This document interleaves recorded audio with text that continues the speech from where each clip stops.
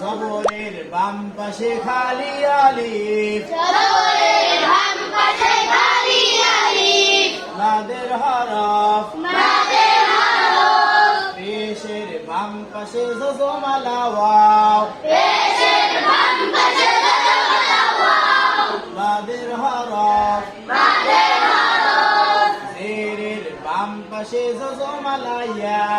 জেরের বাম পাশে জজমালা ইয়া,